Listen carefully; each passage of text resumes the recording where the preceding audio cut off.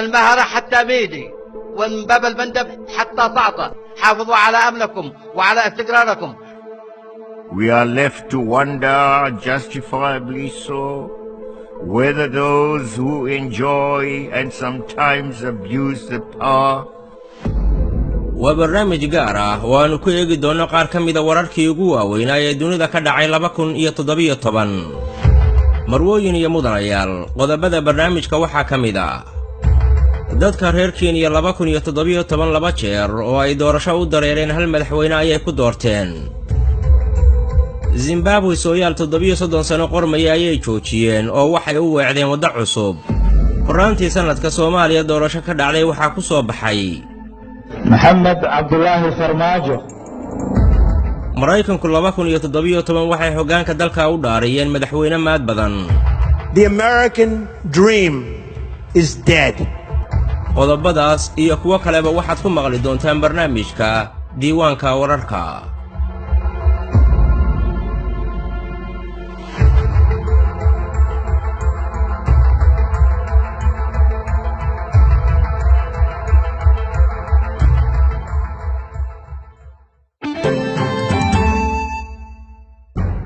afartii Disembar ee 2017 kooxda Xuutiyiinta ee ka dagaalanta dalka Yemen waxay weerar qorshaysan oo hubka culus loo adeegsaday ay ku qaadeen gurigii uu Sanca ka deganaa madaxweynihii hore ee dalkaas Cali Cabdalla Saalax. iska caabin ayay sameeyeen ciidamadii ilaalada madaxweynuhu ilaa halka uu ku geeriyooday Cali Cabdalla Saalax. Saalax waxa uu dhashay sanadkii 1942 isaga oo da'yar ayuuna ku biiray ciidamada. muddo yarna waxa uu noqday sarkaal firfircoon oo dalka aad looga yaqaan. sanadkii 1972 waxa uu madaxweyne ka noqday Yementii waqooyi kadib markii uu geeriyooday madaxweynihii ka horreeyay ee Axmed al-Qaashimi. 1990 waxaa la soo afjaray khilaafaadkii Yemeniyiinta u dhaxeeyay waxaana midoobay Yementii koonfureed iyo tii waqooyi. markaas ayaana Cali Cabdalla Saalax loo doortay inuu hogaamiyo 5 xubnood oo dalka taladiisa sii haya. 4 sano kadibna ciidamadii Cali Cabdalla Saalax waxay ka guuleysteen ciidamadii Shuuciyadda iyo Goonigosadka aaminsanaa. waxaana dib loo furay dastuurkii dalka kolkaas oo 94kiina loo magacaabay Cali Cabdalla Saalax inuu noqdo madaxweynihii dalka Yemen. 2004 dawladdu waxay weeraro xoogan ku qaaday kooxda Xuutiyiinta oo laga dilay hogaamiyahoodii aasaasay kooxdaas ee Xuseen al-Xuuti. ilaa 2010kiina waxaa jiitamayay dagaalka dawladda iyo kooxda u dhaxeeya. waraantii sanadkii 2011 kumanaan dad ah oo cadhaysan ayaa iskugu soo baxay waddooyinka waaweyn ee dalka kuwaas oo cod sare ku dalbanaya inay diidan yihiin xukunka Cali Cabdalla Saalax. wixii xilligaa ka dambeeyeyna talo gacanta ugumay jirin madaxweynihii hore ee Cali Cabdalla Saalax. waddanka Burma ama Myanmar waxaa ku nool dad Muslim ah oo laga tiro badan yahay. sida qaramada midoobay sheegeen Rohingya waa qowmiyadda laga tirada badan yahay ee adduunkan dhibta ugu xoogani uu haysto. muddo dheer ayay dhibka qowmiyaddaas lagu hayaa uu ahaa mid soo taxan ilaa uu faraha ka baxay bishii Agosto. howlgallo hubaysan oo ciidamada dawladda Burma iyo maleeshiyada weheliya ay wadaan ayaa lagu qaaday gobolka Rakhine oo dhaca daanta galbeed ee Myanmar. halkaasna waxaa dega qowmiyadda Rohingya waxaana laga gubay guryihii ay ku dhaqnaayeen kadibna waxaa dhacay xasuuq fool xun oo qowmiyadda Muslimka lagula kacay. isla wiigii xasuuqaasi uu bilaabmayba waxaa naftooda la cararay 300,000 oo ruux kuwaas oo firxadkoodii uu gaadhay xeryaha qaxoontiga ee Bangladesh oo ilaa maanta ay ku dayacan yihiin. dadka buudiga ah ee ku dhaqan Burma waxay qabaan in qowmiyadda Rohingya aanayba u dhalan dalkaas oo ay ka yimaadeen Bangladesh, taasoo sal ku leh dacaayad isku dir ah oo gumaystihii Ingiriisku kaga tegay deegaankaas.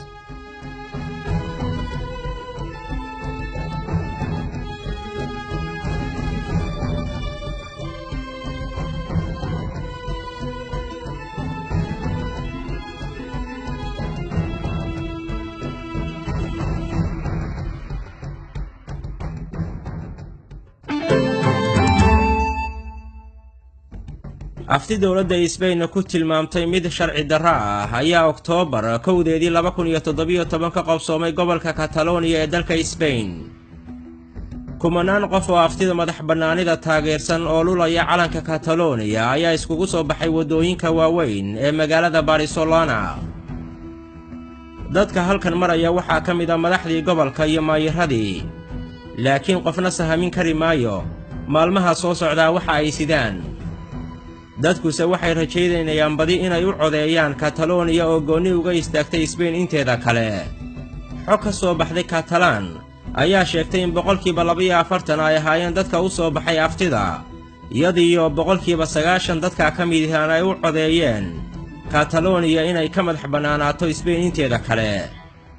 mooshin la horgeeyay baarlamaanka Catalonia ayaa 70 xildhibaan waxay ku codeeyeen madax bannaani, halka 10 ay ka soo horjeesteen, 2na ay ka aamuseen, iyadoo baarlamaankuna uu ka kooban yahay 135 xildhibaan. Queda aprobada per 70 vots a favor, 10 en contra i 2 vots en blanc.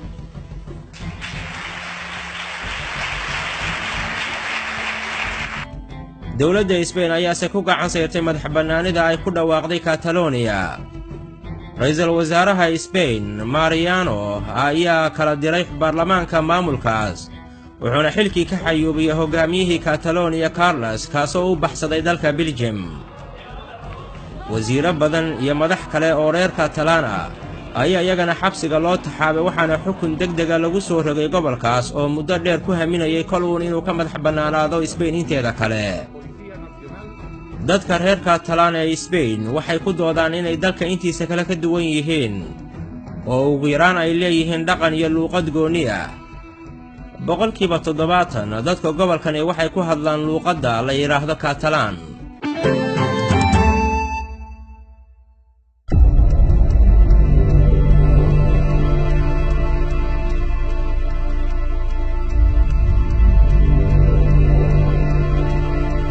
bishii Febraayo ololihii doorashada Soomaaliya waxaa aad uga dhex muuqday barnaamijkii isbeddeldoonka ahaa ee halgudhigiisu ahaa danta dadka iyo dalka, kaasoo uu hogaaminayay diblomaasi Soomaalidu ay ku dhaadato.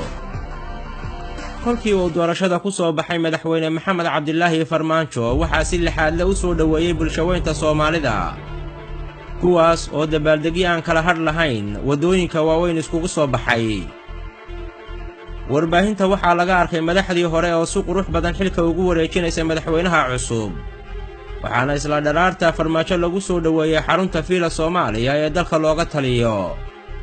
isbeddelkii ka dhacay Soomaaliya waxa uu jeexay hilin wanaagsan oo haybad iyo habnaan wanaagsan u horseeday Soomaaliya. dowladduna waxay xoogga saartay inay wax ka qabato arrimaha ugu cuscuslaa ee hortaagnaa in qaranka Soomaaliya uu mar kale cagihiisa dib iskugu taago, kuwaas oo ay ugu waaweyn yihiin musuqmaasuqa iyo argagixisada. qoladaas nabaddiidka ah ee ummadda Soomaaliyeed u diiday nabadda waxaysan ogeyn oo ay meesha ka bixiyeen ummadda Soomaaliyeed inay leeyihiin geesiyaal idinkoo kale ah, inay leeyihiin dad halyeeya ah oo idinkoo kale ah. diyaar muu tihiin? diyaar muu tihiin inaad dhimataan? diyaar muu tihiin inaad dhiig u bixisaan? waxaan idiin sheegayaa aniga ugu horreeya waxaan diyaar ugu ahay inaan idinkugu imaado aagaga dagaalka. adeegga maaliyadda ayaa kor u kacay isagoo wax weyn ka beddelay miisaaniyaddii sannadlaha ahayd ee dalka. waxaa kaloo meel wanaagsan maraya dadaalka loogu jiro in Soomaaliya laga cafiyo 6 bilyan ee deynta ah ee ragaadiyay horumarka waddanka. waa saxamay qabkii la naga dhaafay yaa saxamay. waxaa ka mid ahaa nidaamka wanaajinta governance-ka dawlad wanaagga xagga finance maaliyadda. dhinaca arrimaha dibadda si weyn ayay Soomaalidu uga soo kabatay kadib markii barnaamijyo cadcad oo hufan dowladda Soomaaliya ay la hortagtay adduunka. markii uu soo baxay khilaafkii dowladaha khaliijka waxay dowladda Soomaaliya ka ciyaartay kaalin dhex ah oo aan cidna dhinac la saarayn, qorshahaasina waxa uu noqday mid miro dhal ah. xilligan waxay dowladdu laba gacmoodinaysaa ka shaqaynta mashaariicda horumarka dalka iyo la dagaalanka argagixisada iyo musuqmaasuqa.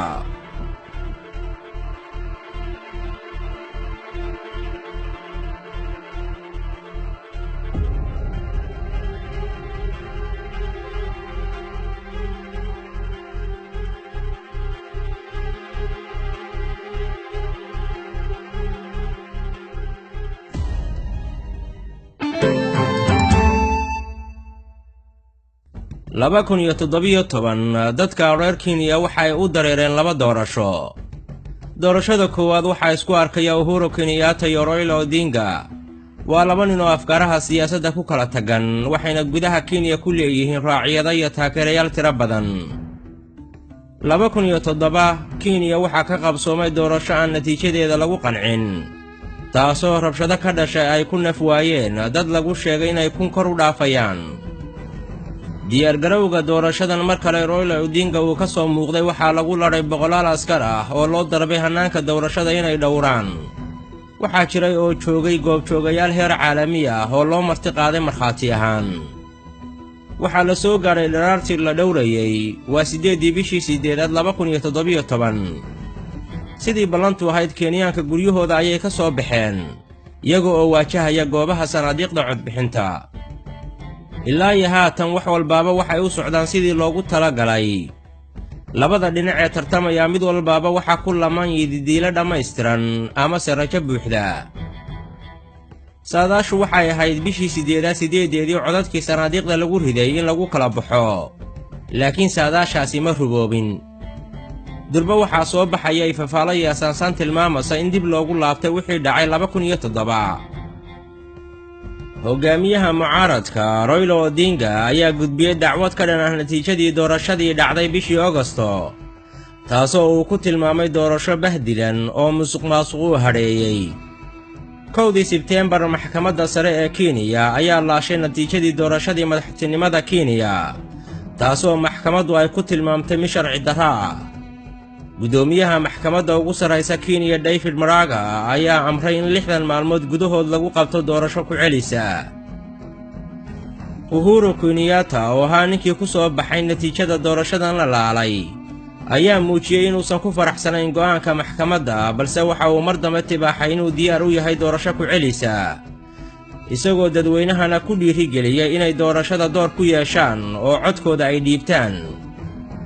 dhanka kalena inkastoo hogaamiyaha isbahaysiga mucaaradka ugu weyn ee naasay Raila Odinga uu kolkii hore soo dhoweeyey doorashada ku celisa, haddana markii dambe waxa uu ku dhawaaqay inuu tartanka doorashada ku celiska ah uu iskaga hadhay.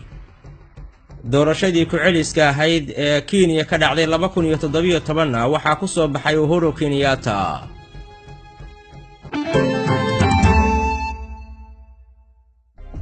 dabayaaqadii bishii May waxaa cirka isku shareeray khilaaf soo kala dhex galay dowladaha khaliijka.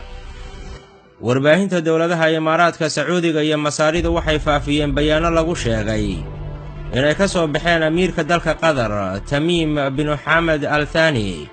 bayaankaas oo amiirku uu ku taageerayo dowladda Iiraan.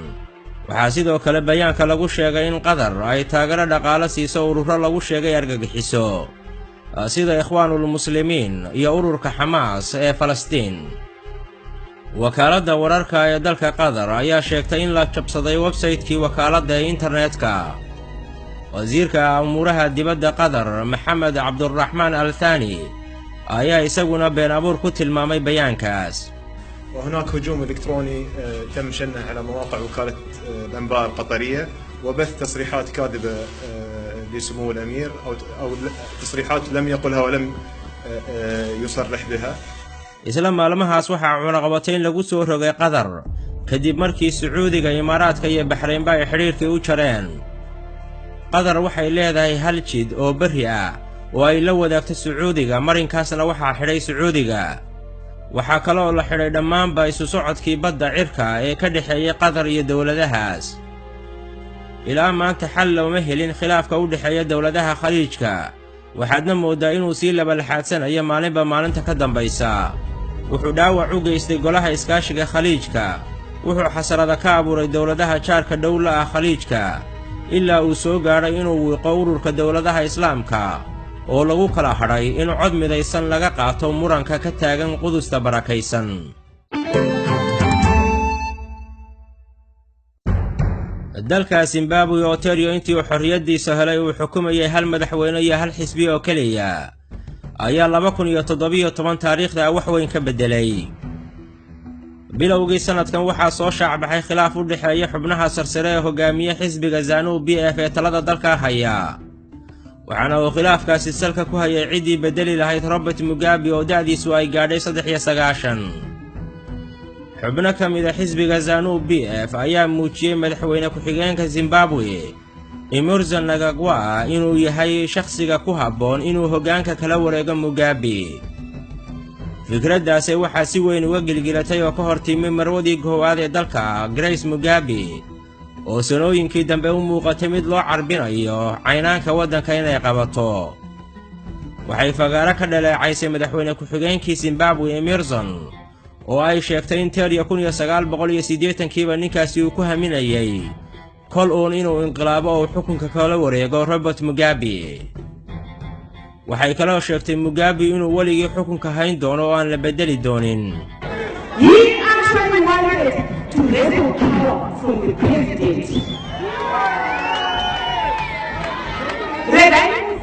Let me tell you, since the 1980s, he has always wanted a coup.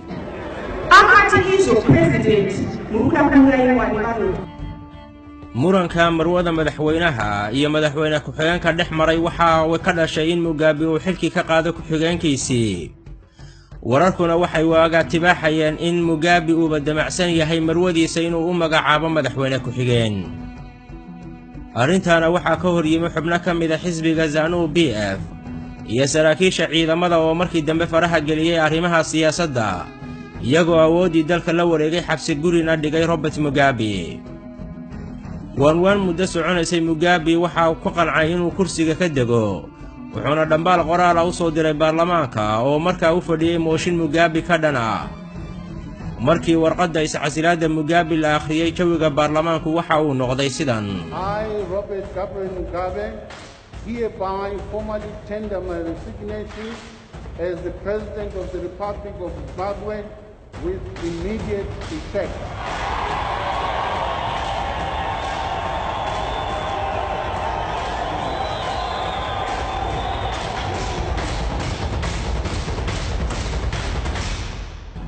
halkaas waxaa ku soo dhammaaday xidhmo ka mid a taariikhdii Zimbabwe. waxaa taladii dalka wareejiyey Robert Mugabe oo xorriyadda dalka xabsi dheer u soo galay. taladiina waxaa la wareegay Emmerson Mnangagwa oo ahaa ku-xigeenkii uu shaqada ka caydhiyey.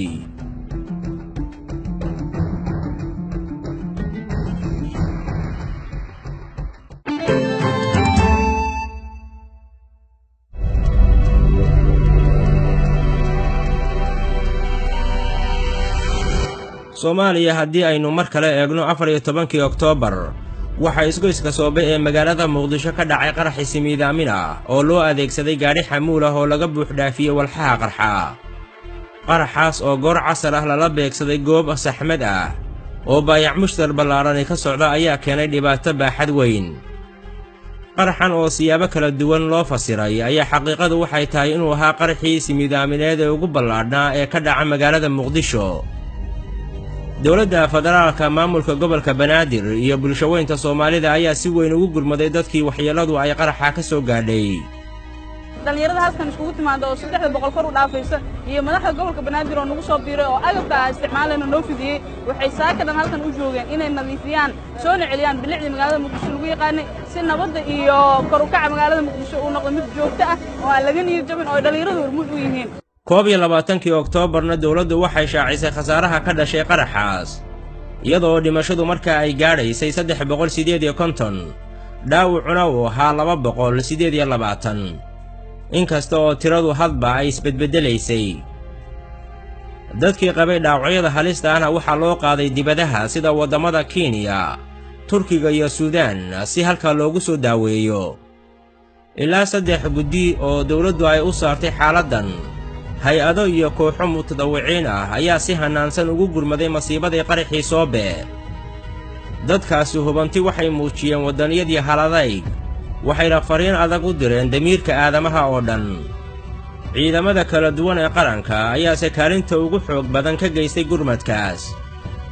wasiirka amniga gudaha maxamed abuukar islaw ayaa sheegay in dhowr qof loo qabtay qaraxa bil kadibna waxaa tiifiga qaranka laga baahiyey muuqaallo muujinaya gaadhigii qaraxa geystay musiibadaas dhacday qaran oo ay ku dhinteen dad gaaraya 400 oo aan waxba galabsan oo ay ku dhaawacmeen dad 400 kor u dhaafaya oo waxba galabsan waxay keentay qof walba oo Soomaali ah inuu calaamadaas cas madaxa ku xirto meel kasta ay joogaan ay u midoobaan dadkooda ay u midoobaan dalkooda ay u midoobaan diintooda ay u midoobaan waxaan u mahad celinayaa marka doorkii dhalinyarada ay ka qaateen oo ay isugu soo baxeen oo dareenkooda iyo shucuurtooda wadannimo ay muujiyeen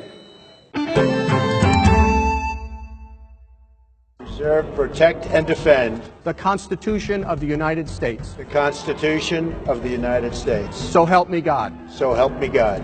bishii koobaad ee sanadkan waxaa loo dhaariyey Donald Trump inuu noqdo madaxweynihii 45aad ee Mareykanka. Trump waa madaxweyne ku caan baxay fikrado xag jir ah oo muddo dheer u aaminsanaa kuwaas oo ay ugu waaweyn yihiin saaska uu ka qabo islaamka iyo nacaybka uu qabo dadka soo galootiga Mareykanka. guushiisii kadib su'aasha ugu weyn ee la isweydiinayaa waxay ahayd sidee uu noqon doonaa xukunka Trump. isweydiintaa sanad kadib jawaabteeda waxaa laga dhex arkayaa aqalka cad oo noqday guri dadkii ka shaqaynayay in badan oo ka mid ah xilalkii laga xayuubiyey. Trudeau wuxuu si gaar ah ula coloobay warbaahinta dalkiisa oo qaar ka mid ah waxa uu ku tilmaamay inay fidinayaan warar been ah wuxuuna u diiday wax su'aal ama weydiinaya inay weydiiyaan. Sit down. Sit down. Go ahead. wuxuu fikradihiisa faallooyinkiisa iyo wargelinihiisaba u kaashaday inuu ku faafiyo dhinaca baraha bulshada.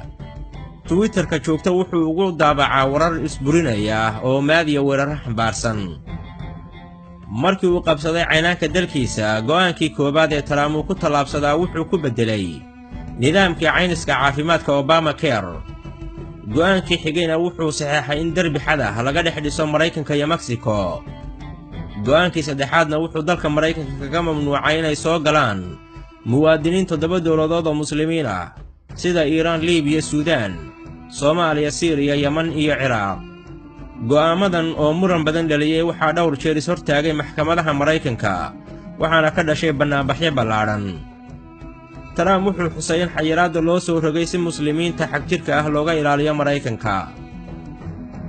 doorashadii madaxweyne Trump kadib waxaa soo baxay warar sirdoon oo sheegaya in xisbiga jamhuuriga uu ku shubtay doorashada kadib markii Ruushku uu khalkhal isgaarsiineed ku majara habaabiyey codtirintii mashiinada. 20kii bishii Maashna waxaa la faray baaritaano rasmi ah oo ku aadan xidhiirka u dhexeeya ololihii doorashada Trump iyo Ruushka. wararkaas oo warbaahinta Mareykanku ilaa heer ay ku fogaatay waxaa ka dhashay buuq siyaasadeed oo ilaa maanta taagan. Jerusalem as the capital of Israel. ugu dambayntana wuxuu 6 Disembar Trump saxay go'aan uu ku sheegay inuu la soo daahay kaas oo uu Qudus ugu aqoonsaday inay tahay caasimadda Israa'iil. waxa uu Trump sheegay in uu safaaradda Mareykanka u rari doono magaalada Qudus. Falastiiniyiintuna waxay arrintaa ku tilmaameen inuu toogasho ku yahay wadahadalladii labada dhan ee Mareykanku dhexdhexaadinayay. go'aanka Qudus ee Trump wuxuu kacdoon siyaasadeed ka dhaliyay caalamka gaar ahaan waddamada Islaamka. Trumpna waa nin waxaanu lahayn siiyey nin aan lahayn.